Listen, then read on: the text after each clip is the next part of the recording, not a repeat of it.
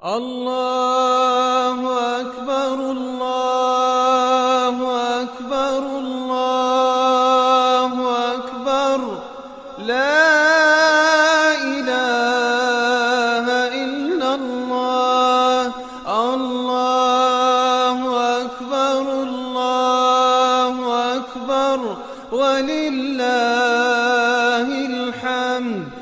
السلام عليكم ورحمة الله. كل عام وانتم بخير، كل عام وانتم بألف صحة وسلامة يا رب، انتوا وكل الناس اللي بتحبوهم.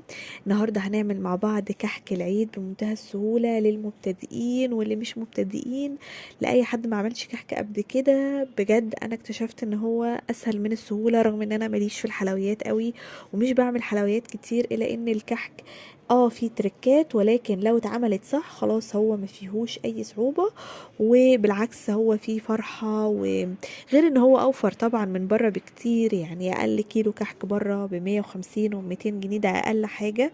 وطبعا ما بيبقاش سمنة بلدي زي اللي بنجيبها في البيت، ورغم كده برضو مش بيبقى بالطعم الحلو بتاع البيت رغم ان هو اغلى.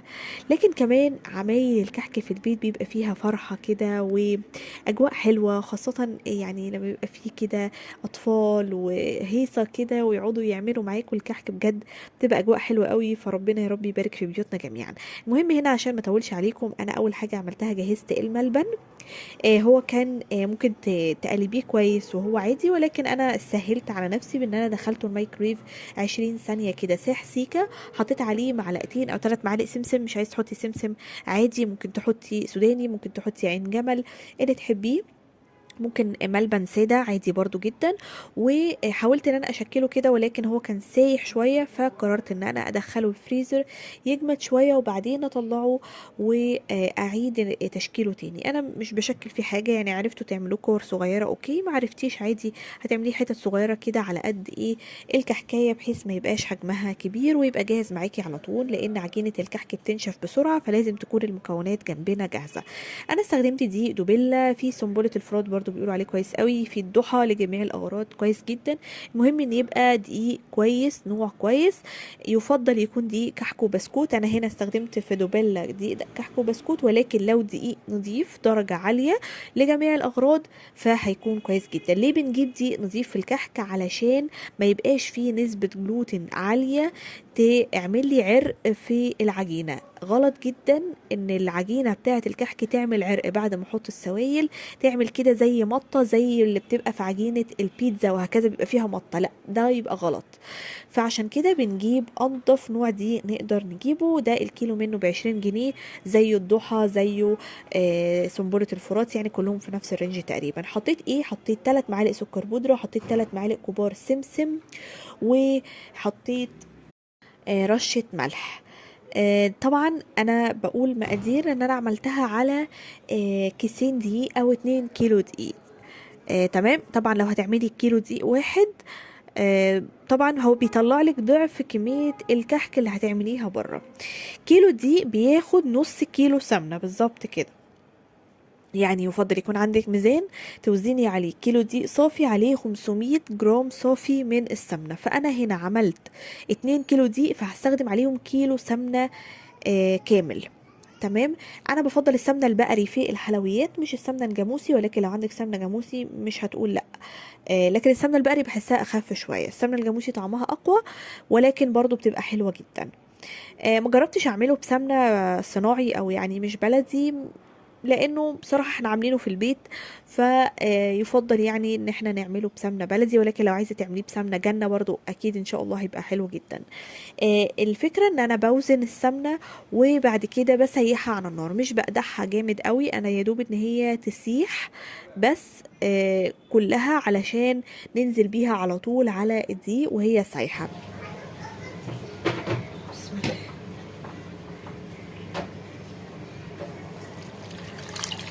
الله في ديالات جميلة. اوكي دقيقة يوم، دقيق يوم يا ماما ودي نقلب. كده بعد ما نزلنا السمنه على الدقيق نقلبها كويس جدا جدا جدا لحد بس ما تهدى معانا. هي مش زي ما قلت لكم مش مقدوحه، ف مش هتبقى سخنه قوي، مجرد بس ان انا بقلب معاها الدقيق كده شويه هتهدى على طول، وعلى طول هبسها بايدي. هتشوفوا دلوقتي البس ده ازاي، البس نفس فكره البسبوسه بالظبط. لو حد حتى ما عملش بسبوسه قبل كده، البس ده هو ان احنا ندخل جزيئات الدقيق في جزيئات السمنه كويس جدا. ازاي؟ مش بطريقه العجن بتاعه البيتزا، لا، انا وانا بايدي كده بحاول ان انا ادخل المكونات جوه بعض كويس. تمام. وممكن برضو ان احنا نجيب كده جزء جزء ونفركه ما بين ايدينا كويس قوي، بحيث ان كل جزيئه صغيره في الدقيق تتشرب كويس جدا من السمنه. هو ده اول سر من اسرار نجاح الكحك، انه يتشرب السمنه كويس جدا. الخطوه دي هي اللي بتطلعه ناعم وبيدوب. ان احنا نبس الدقيق مع السمنه كويس قوي قوي، نفضل كده نفرك فيه يعني مش اقل من ربع ساعه. طبعا لو عندك عجان هيسهل عليكي مفيش مشكله، ولكن يعني هو الدقيق بيبقى بس كده بالطريقه دي. انا معرفش بقى السلاح بتاع العجان اللي ممكن تستخدميه في الكحك ايه، ولكن زي ما انتم شايفين هي دي طريقه البس. انا هنا بطقت لكم الصوره اهو علشان تشوفوا ازاي بعملها. طبعا الموضوع بياخد وقت ومجهود شويه. لو كيلو دي مش هياخد معاكي مجهود قوي، ولكن ده عشان كان 2 كيلو، ويعني انا ايدي مش قويه قوي في العجن فبتعب بسرعه، ولكن هو ده هو اللي كنت بعمله ده كده بالصوره الطبيعيه تماما بدون ما اسرع المونتاج. تمام. بس زي ما انتوا شايفين كده خلاص، مجرد ما اتأكد ان كل دقيقة دخلت في السمنة بالكامل ببدأ اضيف السوائل بتاعتي. يعني مش هبدأ اضيف اي سوائل الا لما اتأكد من عملية البس دي، ومش اقل من ربع ساعة، مش اقل من كده. يعني لو زودتي يكون افضل. المهم تتأكدي ان خلاص دي بالكامل اتشرب السمنة كويس قوي. مجرد خلاص ما بتأكد ان ده حصل، على طول ببدأ اضيف السوائل بتاعتي. انا ضفت كوباية مية على كيلو دقيق، كوباية مية عليها معلقة كبيرة معلقة كبيرة خميرة أو كيس خميرة، يعني أي المهم معلقة كبيرة خميرة ممسوحة، معلقة كبيرة ممسوحة من الخميرة. هسيب لكم المقادير في صندوق الوصف. فالكيلو دي بياخد كوبايه، فانا هنا عشان عامله 2 كيلو دي حطيت كوبايتين من الميه. في ناس بتحط لبن، ولكن انا عشان عامله 2 كيلو ده ممكن يقعد معايا شويه، فمش عايزه يكون في لبن ويفضل بره النار وهكذا، يعني ممكن يبوظ او ريحته تغير او كده، ما رضيتش احط لبن. ف انا عملت كوبايتين ميه على 2 كيلو دي، يعني كل كيلو دي بياخد كوبايه ميه عليه معلقه ممسوحه من الخميره. بدوبهم كويس وبسيبهم على ما بخلص خطوات الدقيق. وبعد كده خلاص بعد ما بخلص عمليه البس ببدا اضيف السوائل بتاعتي شويه شويه. بيختلف من نوع الدقيق للتاني، ممكن دقيق خلاص يكتفي بكميه الميه. المهم ان انت توصلي لمرحله ان هو ما يبقاش بيشقق منك، وفي نفس الوقت ما يقلبش عجينه. اوكي، يعني ما يقلبش عجينه ويبقى عنده عرق وكده، لا، يعني هو يبقى معقول كده، ونكور كرة في ايدينا تبقى خلاص مش بتشقق، وسمكها كويس، هي فيها سنس كده كويس، ولكن التزمي بالمقادير ان شاء الله هتظبط معاكي. كمان هنضيف معلقتين ممسوحين من البيكنج باودر. كل كيلو دقيق بياخد معلقة صغيرة صغيرة ممسوحة من البيكنج باودر. انا هنا كنت نسيت اضيفها مع السوائل. افضل طبعا انا اضيفها مع السوائل بحيث ايه البيكنج باودر يتوزع اكتر، ولكن افتكرتها في الاخر فضفتها على طول. بس كده، وبقلب تقليبه. طبعا مجرد ما بضيف السوائل انا مش بعجن كتير، انا بس بدخل السوائل مع العجينه بتاعتي مش اكتر. مجرد ان خلاص ما لاقيش فيه سوائل وان العجينه اتشربت السوائل كلها بوقف عجن على كده، مش بعجن كتير في المرحله دي، لان زي ما قلت لكم احنا مش عايزين العجينه تطلع معانا عرق.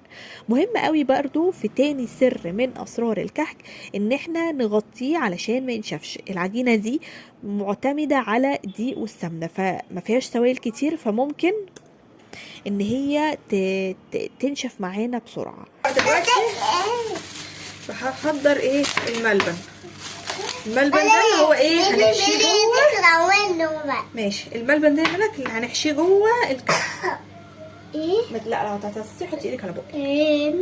هنحشيه جوه الكحك ده يا ملك، هنحطه جوه الكحك. زي ما انتوا شفتوا كده الملبن ده هو اللي هنحشيه جوه الكحك. طبعا انا هنا كنت خلاص طلعته من الفريزر، فبقى اسهل طبعا في التشكيل على طول كده بسرعه بسرعه قبل ما يسيح، لان هو بيسيح بسرعه جدا جدا رغم ان الجو مش حر قوي هنا، ولكن يعني برضو الملبن مش بيستحمل الجو. على طول خلاص جهزنا الملبن وجهزنا العجوة، وعلى طول هنبدأ في الحشو. شكليه بقى زي ما انت عايزة تنقشيه بالمنقاش اوكي. انا يعني مش شاطرة في المنقاش، ولكن يعني بدأت اجرب ولقيت انه مطلع شكل كويس فتمام يعني. عايزة تحطيه في البصامة بتاعة الكحك اوكي، في اللي هي بتبقى معدن وبتعملي الكحك كور وبعدين تبصمي عليها كلها في الصينية، يعني اللي عايزة تعمليه شكل اعمليه. المهم ان احنا العجينة معانا نجحت وغطيناها كويس بأي كيس سندوتشات فتحته عندي، او كيس اي كيس يعني عندك شفاف، وتغطيها كويس لان ده هيفضل متغطي طول فترة عمايل الكحك. طول ما انت شغالة فيه تفضلي مغطياه كويس قوي، وتاخدي كده بالراحه وتغطي تاني علشان ما ينشفش منك، لانه حتى وهو متغطي هتيجي في اخر حبه كده تلاقيه بدأ ينشف، فلو نشف هيشقق يعني مشكله. فمهم يعني لو نشف منك ممكن طبعا تضيفي حاجه بسيطه قوي، معلقه او معلقتين من السوائل تاني اذا كان ميه او لبن، ولكن انا بفضلش كده، فبفضل ان انا افضل مغطياه كويس وانجز في العمايل بتاعته. زي ما انتوا شفتوا كده انا حشيته قدامكم عادي جدا وكورته. طبعا انا بتكلم بتفصيل التفاصيل لان ممكن يكون في ناس لسه عمرها ما عملت كحك. انا دي تالت سنة ليا اعمل كحك في البيت وبعتبر نفسي لسه مبتدئة فيه، يعني اكيد مش زي الناس بتوع زمان، ولكن هو حقيقي مش صعب ابدا، وفي فرحة وفي جو حلو وتوفير يعني هو كل حاجه. وطبعا احلى لان انت ضامنه الدقيق اللي انت جايباها وضامنه السمنه اللي انت جايباها، يعني بيفرق كتير بقى، مش بيعمل حمو كده زي اللي بنشتريه جاهز. بس كده يعني زي ما انتوا شفتوا عملت شكل بسيط جدا بالمنقاش وطلع شكله لطيف ولذيذ وحلو قوي. وان شاء الله يعني لو قدرتوا كمان تعملوا الغريبة يعني انا بشوف ان هي اسهل كمان من الكحك. ممكن تعملوا حاجات بسيطة. لو ما عملتيش كحك قبل كده جربي حتى في نص كيلو دقيق، يعني هيعمل لك تقريبا ممكن 20 واحدة. جربي لو انت يعني قلقانه قوي قوي قوي، جربي مش هتخسري حاجه. نص كيلو دقيقه تستخدمي معاهم ربع كيلو سمنه بس مش اكتر، وبرده ما تتغليش قوي في السمنه. يعني زي ما انتوا شفتوا انا جبت سمنه المدينه زيها زي سمنه قتيل، وانا كنت رايحه اجيب سمنه قتيل ولقيتها بقت بضعف سعرها. فبصراحة يعني الموضوع مش مستاهل للدرجات. سمنة المدينة أنا عملت بيها الكحك السنة اللي فاتت وكانت ممتازة جدا.